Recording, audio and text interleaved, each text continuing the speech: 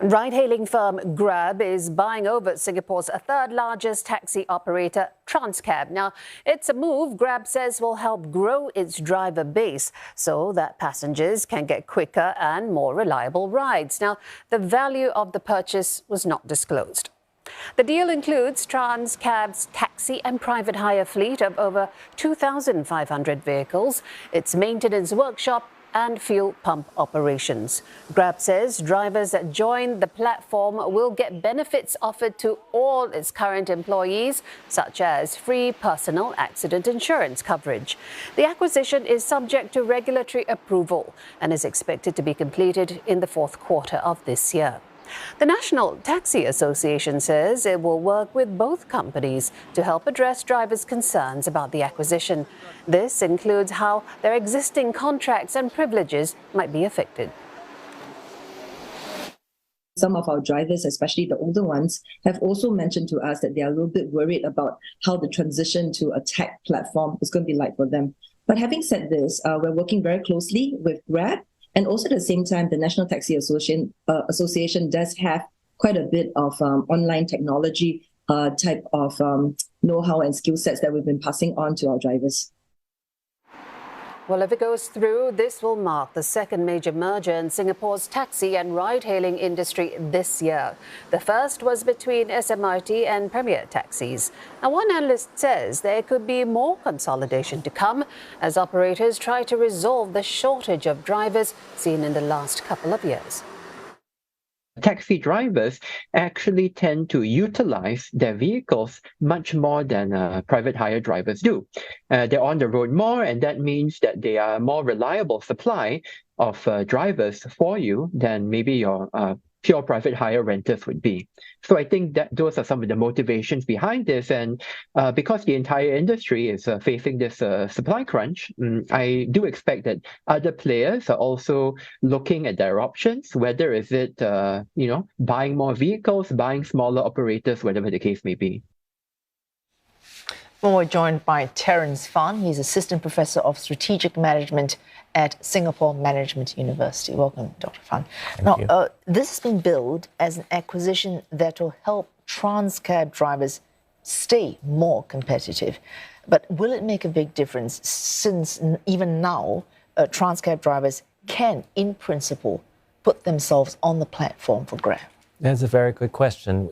We know that Transcab is a little bit behind in terms of developing their own web or app-based platform. So I think it's a good thing for their drivers to actually be formally partnering with a bigger firm, in this case Grab, and therefore be more officially into their platform. Now, currently, not every Transcab driver may be on the Grab platform. So now that with Grab potentially getting hold of all of the drivers, there may be great incentive for more of them to be on the platform.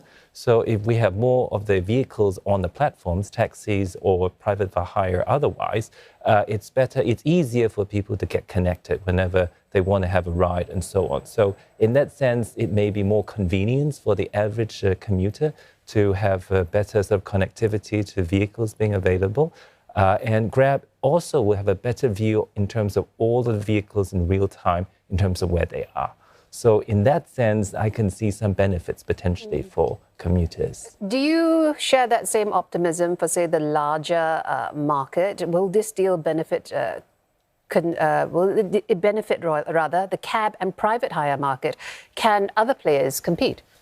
Definitely. I think now with this deal, we're seeing more of a structured integration or coordination between the private hire market and the taxi markets.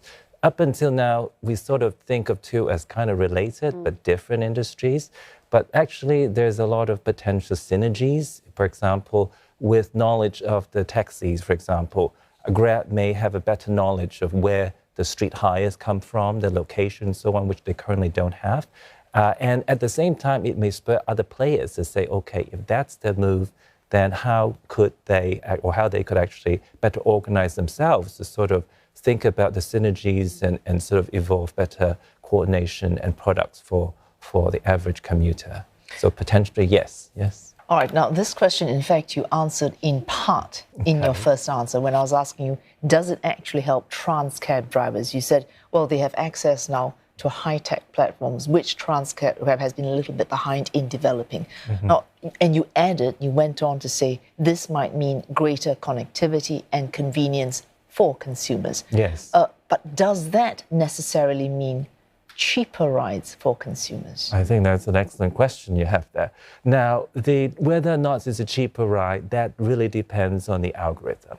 Because now with a lot more vehicles being managed within one platform, then there is also simultaneously a greater potential for that platform operator to kind of sneak things in so that commuters, even though the headline prices remain the same, commuters may in effect be paying a little bit more, or maybe somehow the least expensive choice may be a little bit more inconvenient. Maybe that least expensive cab may now be 15 minutes away, but you want to pay a little bit more to get your private hire vehicle that comes in 2 minutes, maybe a little bit, a little bit more expensive, but faster. So these are tricks that potentially one can play, but I would think it will be offset, hopefully, with greater competition with the convenience for more commuters, so that there'll be less of a chance for commuters not to get any ride or any vehicles at all when they want so one. You can get a ride, but the price, there's no promise that you get it at a lower price. Well, if you can get a ride, would you? I mean, that's for some people, it's good already, right? So.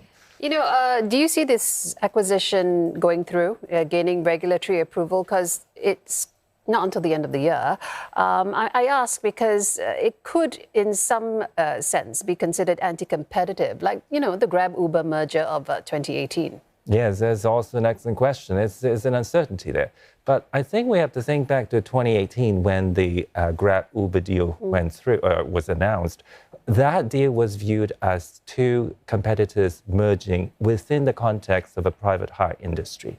So if we think of that as an industry, then the taxi industry is not exactly in the same industry.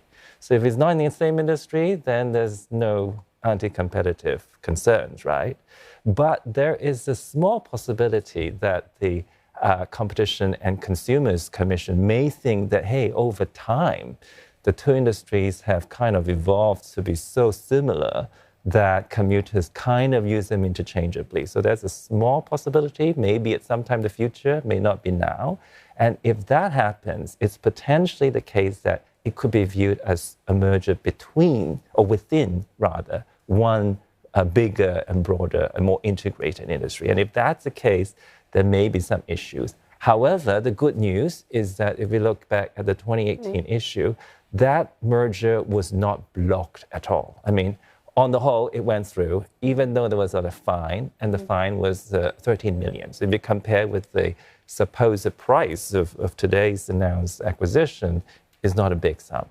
And if you read the fine prints, the levy was imposed because of some anti-competitive measures. Right. So if Grab is smart enough to avoid those, then there's less of a ground for those penalties or fine, right? So that's the silver lining, I guess. All right, a final question here, Professor Fan. Now, we were saying it might be good for Transcab drivers, it might be good for consumers, but for Grab, is this good for Grab's growth strategy? A month ago, it was just retrenching staff. Now it's taking on a whole new fleet from another company. Well, when we think of these mergers, usually there are a lot of synergies. For example, Grab does not need to develop a brand new platform, right? So incrementally, you don't need a lot of management staff to accommodate this. In fact, there may even be some redundancies. But at the same time, I think the question is sort of like, at what point are the benefits there versus some of the drawbacks, right? So I think it really depends on, for example, the algorithms of Grab itself, and at the same time also depending on the responses of the competitors. Are they going to be more aggressive? Are they going to do something a little bit more to woo the Transcab drivers to be on their platform, for example? So if they do all these things, maybe everybody will, or commuters at least, will make sure they benefit, right? Very interesting having you, Prof. Fan. Thank you for being with us. We've been speaking with Assistant Professor Terence Fan from SMU.